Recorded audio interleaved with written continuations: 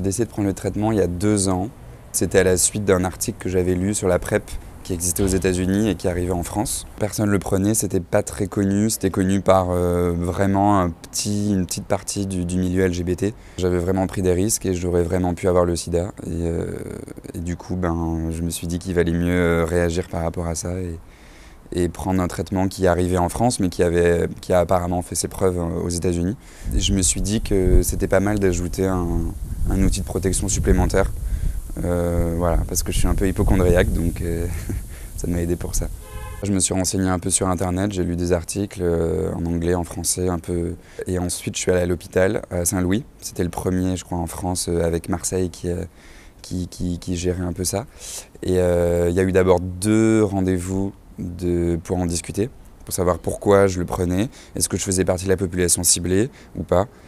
Et ensuite, j'ai fait mes premiers tests et j'ai commencé le traitement 3-4 mois après.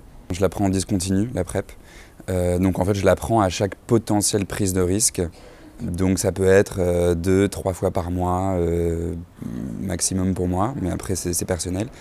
Il y en a qui la prennent en continu, donc c'est-à-dire tous les jours. Donc là, c'est un peu plus lourd comme traitement. Moi, c'est juste 2 pilules entre 24 heures et 2 heures avant la potentielle prise de risque. Une pilule 24 heures après et une autre 48 heures. Donc finalement, c'est pas très contraignant.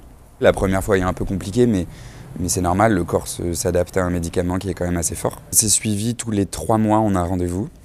Ceux qui sont dans le protocole PrEP. Moi j'ai rendez-vous à l'hôpital. Maintenant je crois que c'est possible aussi d'avoir des rendez-vous avec son généraliste depuis peu de temps parce que ça peut être mal pris en fait. Déjà il faut bien comprendre le schéma de prise du médicament. On surveille le foie et les os. Mais ça par les prélèvements tous les 3 mois de toute façon. Et après on peut faire des analyses un peu plus poussées, chlamydia, gonocoque, syphilis, voilà. Des choses, ça c'est en fonction des risques qu'on a pris. Généralement le médecin le prescrit, après c'est à nous de choisir si on le fait ou pas. C'est remboursé par la mutuelle et puis le reste par la sécu. D'abord la sécu, après la mutuelle. Je me sens plus serein, je me sens moins inquiet.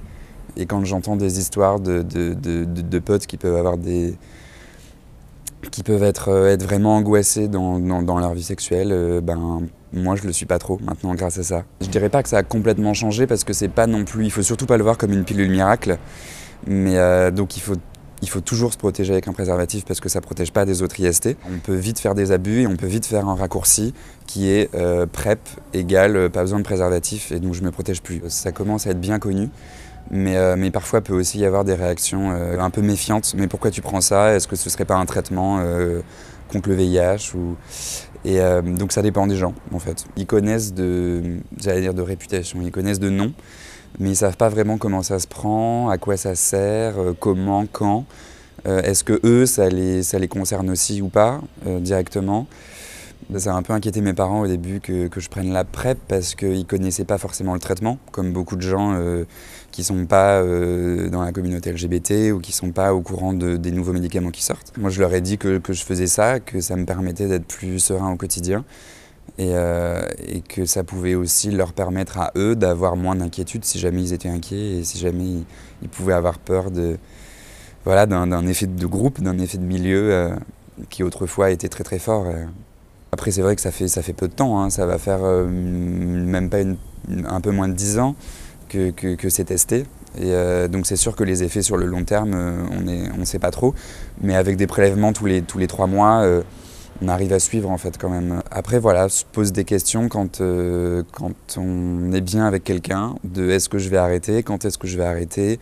Parce que c'est vrai qu'on ne se dit pas que c'est quelque chose de durable en fait. C'est pas un traitement qui prévaut pour une situation stable, avec la même personne, être sûr qu'on n'est pas trompé, que nous-mêmes on ne trompe pas l'autre personne. Et voilà, ça c'est le premier critère. Donc je pense que j'arrêterai la PrEP quand je serai en couple. Voilà.